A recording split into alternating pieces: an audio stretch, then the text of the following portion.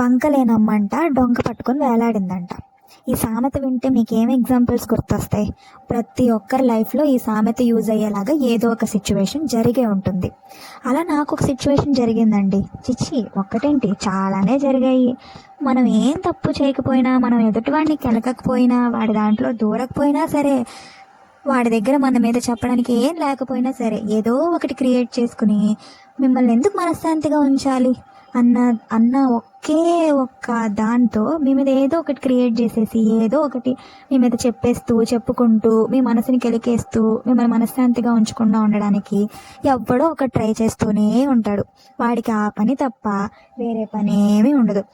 అరే అసలు ఇప్పుడు నేను నిన్ను ఏమన్నానని నువ్వు నన్ను ఇప్పుడు ఇలా అనడానికని నువ్వు వెళ్ళి క్వశ్చన్ చేసావు అనుకోండి, వాడి దగ్గర సమాధానం ఏం ఉండదు. ఎందుకంటే వాడికల్లా ఒక్కటే కావాలి, మీరు మనశ్శాంతిగా ఉండకూడదు. అలాంటి వాళ్ళకి ఎంత దూరంగా ఉంటే అంత మంచిదండి.